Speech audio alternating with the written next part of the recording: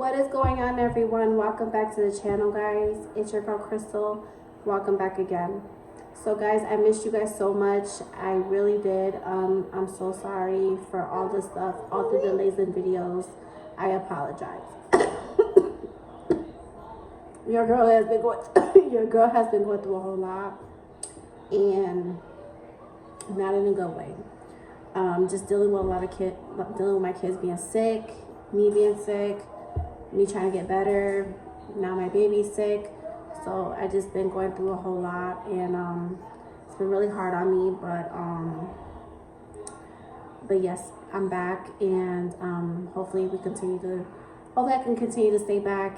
Hopefully I don't keep missing uploading, things like that. But as you guys can see in the title, we're gonna be watching Christmas horror stories. And guys, you know Christmas is right around the corner.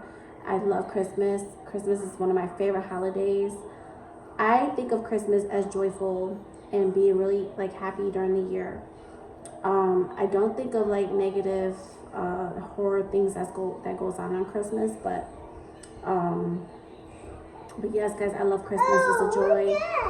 Actually getting into the Christmas spirit, I've actually been seeing a lot of people's houses been lit up. The trees have been up. As you guys can see, my house is not decorated yet, but seeing every time I drive by a house that has Christmas decorations on it, I get jealous. And yes, guys, I love Christmas. Christmas is my favorite holiday besides Halloween. Love Christmas. I just love everything about it. But yes, we're gonna be watching that. But before we get into it, if you guys have not subscribe right now. Turn your post notifications on so you guys are never missing a video. And also, guys, sharing the videos will also help my channel grow. So if you guys can do that for me, that would be really greatly appreciated. But for right now, we're gonna get started. All right, guys, we're gonna get started. Like I said, give this video a thumbs up, subscribe, and yes, guys, share the videos if you guys can. Please, please, please. I'm really begging you to share the videos. It helps my channel grow. But no further ado, we're gonna get started.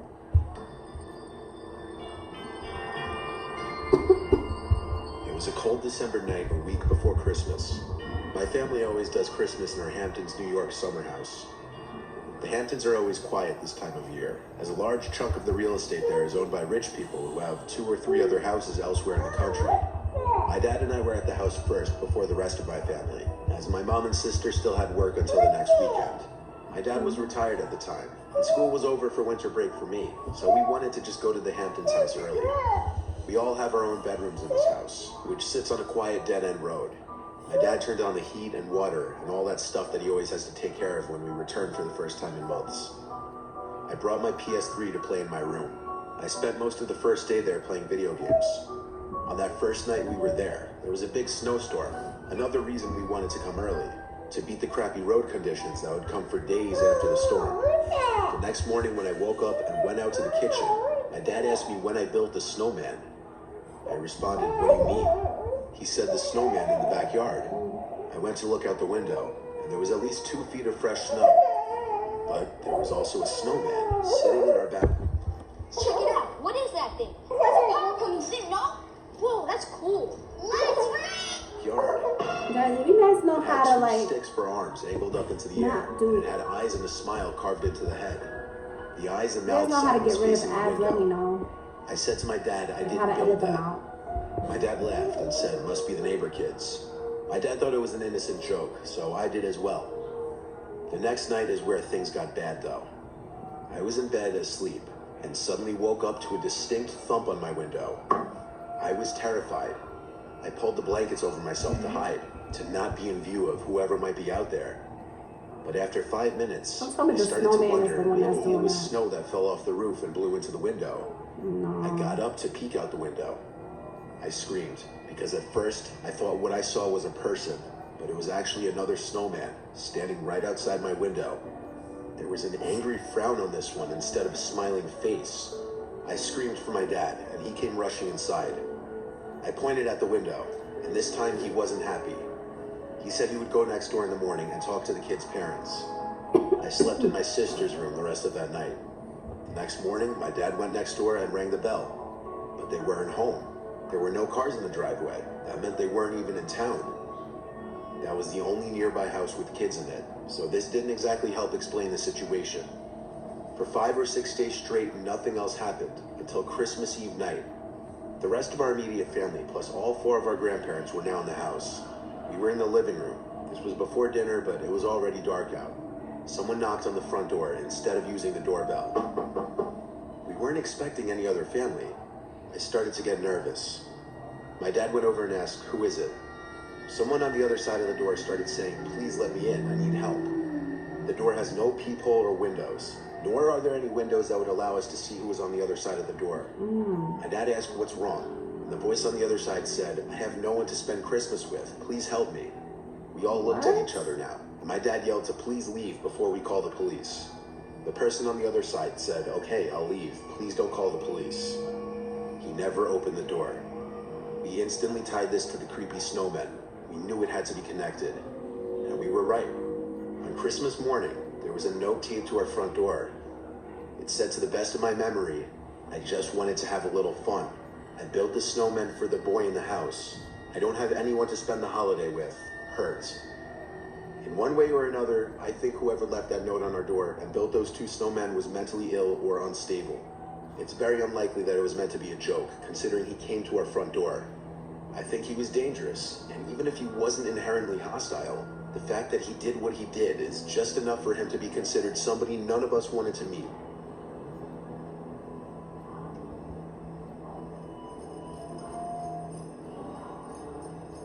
Okay, hold on, guys. So this story, the first story reminds me of like Jack Frost. I don't know if you guys ever heard of, like, ever seen Jack Frost, where the snowman was basically not the good Jack Frost. They have a bad Jack Frost, and this reminds me of that. Reminds me like the snowman comes alive and just does naughty things, but that's what this story reminds me of. But leave your comments down below and let me know what you guys think of the first story. It was Christmas of 2016. Oh, that's pretty. My name is Andre, and at the time I was I 21 love years palm old. trees, guys. They're so Our family gorgeous. was all at our Uncle Joshua's place for the holidays. That's really Well, pretty. it was Christmas Eve. My immediate family, plus my cousins and other close family, decided let's go to my uncle and aunt's place in downtown Miami. We come from Connecticut, so we're not That's used a to warm beautiful weather around the tree. holidays. It was Friday, the day before That's Christmas Eve. gorgeous.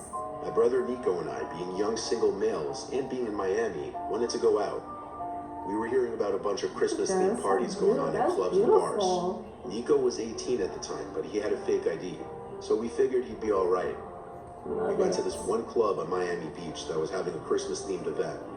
Mostly everyone online was wearing Santa hats, so it felt festive. But it was all a waste of time because at the front of the line, the bouncer not only told us it would be $100 to get in, but he also called Nico out on his fake ID.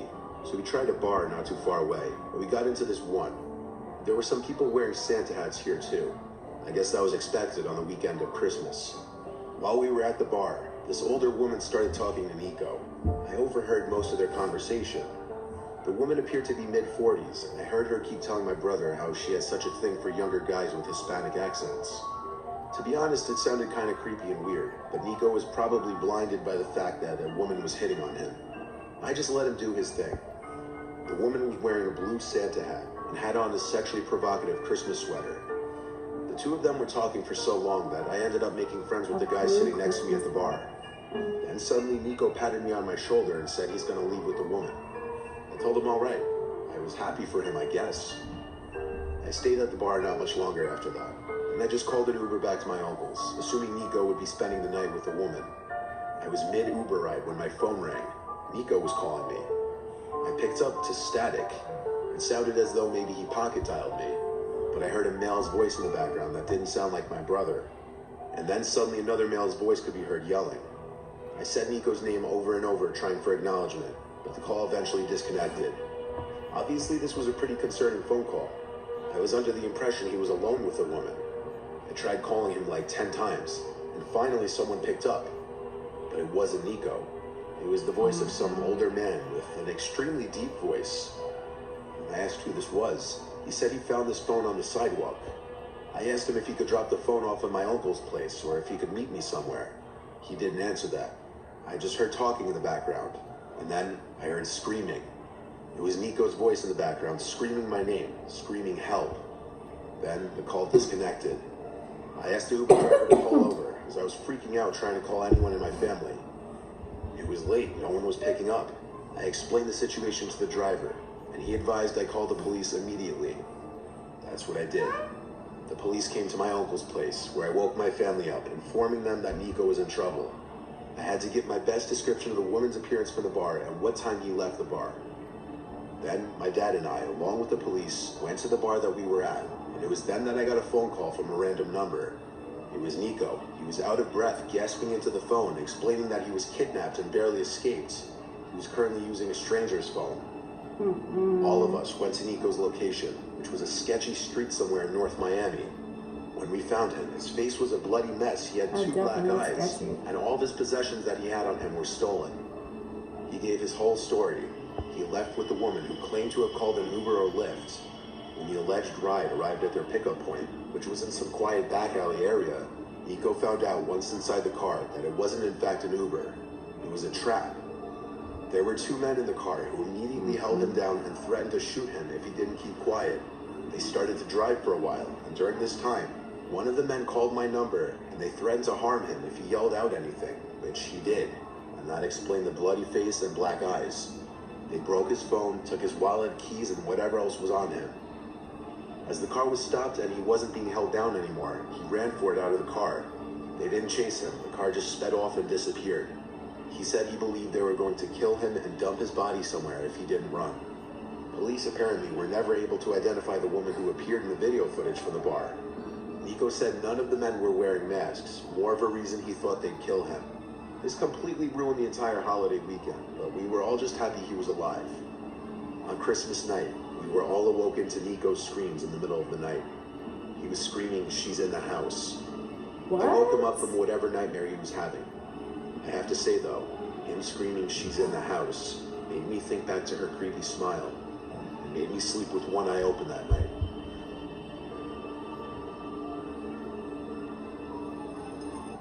Never spectator, you're in it. Diving in headfirst and pushing the boundaries of your perceived levels of comfort. Alright guys, so the second story is kind of disturbing just because why would you leave with somebody that you first met? First of all, you're in a bar and you meet somebody for the first time, you don't know who they are, and you leave with them. That's kind of basically putting yourself up for disaster. And plus, if just not plus, but if you leave with somebody and you just leave with somebody that you first met, you never ever put yourself into predicaments where that person might harm you at any point. Especially in the story, it said like they were calling an Uber. Well, the woman called an Uber, and basically it was a trap. So basically, this is why I do not take Uber. I don't take Ubers. I drive myself. But if I wasn't driving, guys, I would not be taking an Uber, just because the same thing can happen. You get kidnapped. You can get, there's harmful things that's going on in this world, and I would never.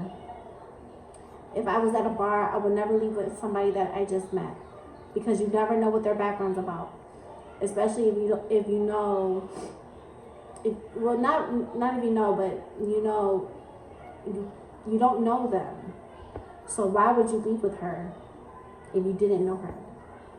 And yeah, she may look, decent and you liked her, but you just took a risk at that because. It's just like when you meet somebody, you're taking a risk to leave with that person that same night.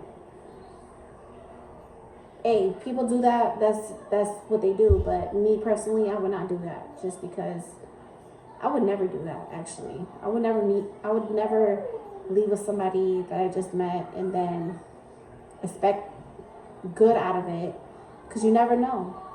But leave your comments in the comment section on the second story and what you guys think.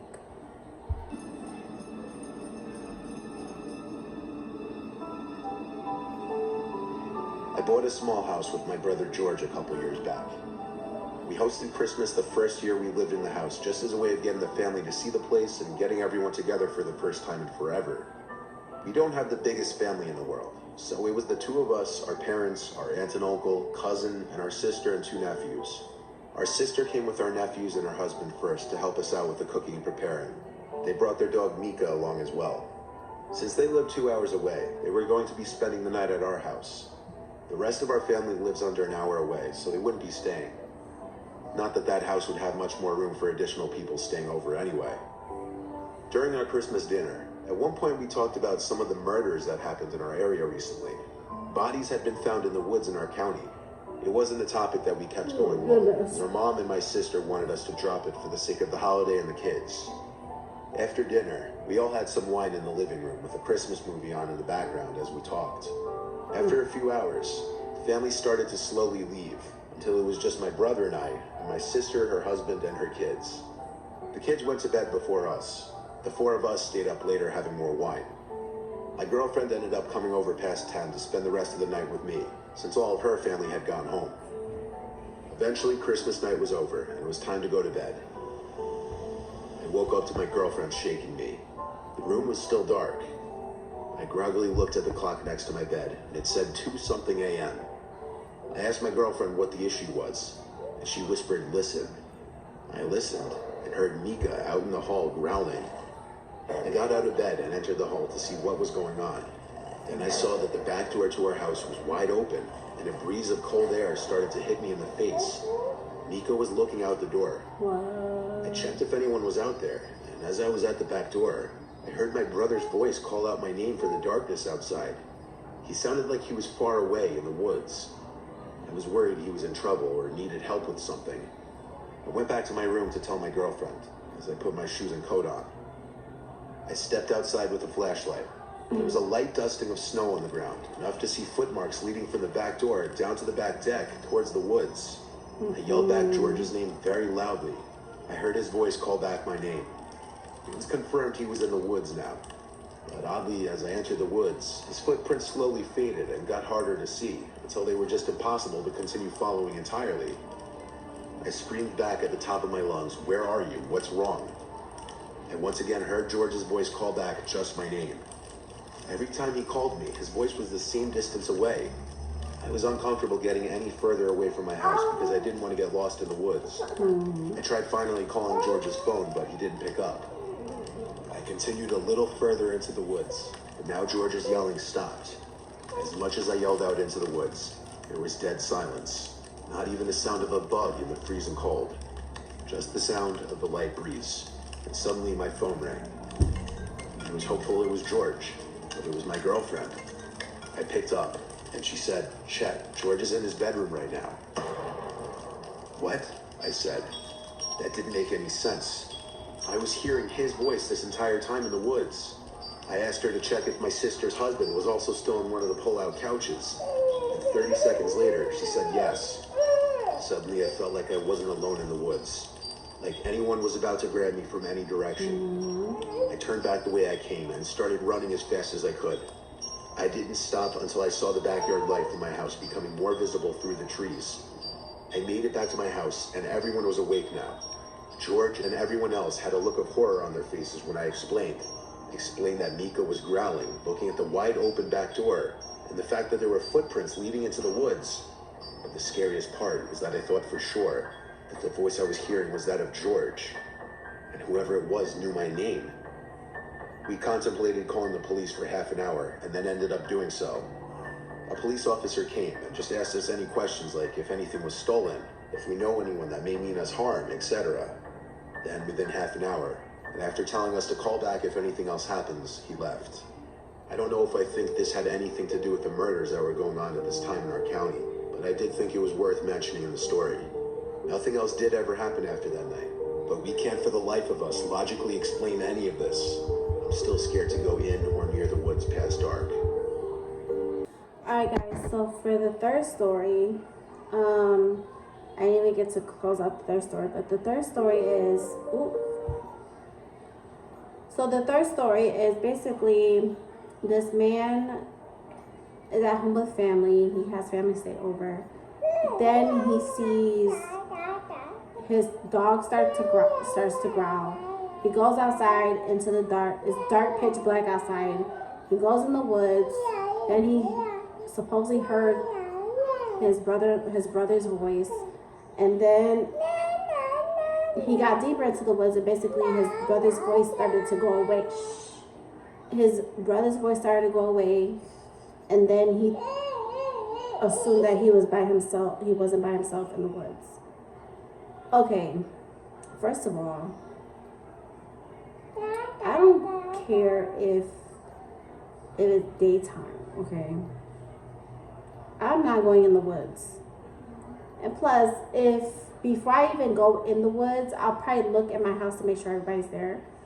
But in this case, basically, he went in the woods because his door was wide open and he heard his brother's voice. So basically, the people that passed away in the woods, basically, the souls that were in the woods, that people that passed away in the woods were basically, you know, like doing a replica of his brother's voice to think that his brother was in the woods. You know, spirits can do that, you know. And it's kind of crazy because I would never go in the woods, especially at night, because, you know, so much things happen in the woods. I don't like going in the woods. I don't even like being at the woods, period. If I'm with a group of people, then that's different, but by myself, no. I would never. But guys, leave your comments down in the comment section about all the stories that we had heard today. Please subscribe to the channel if you guys have not already. Please, guys, I'm begging you to share the videos, guys.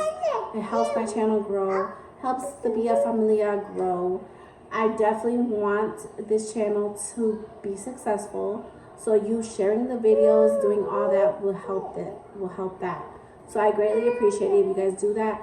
If we reach 1,000 subscribers, guys, we're going to be doing the biggest giveaway. Yes, we're going to be doing a giveaway when we reach 1,000 subscribers. So we're going to hopefully try to get there by the end of this year. But guys, it's your girl Crystal, and I'm going to be getting off, and I'm about to get off and go lay down. So I love you guys so much. Thank you for all love and support, and I'll see you guys in the next one. Peace, guys.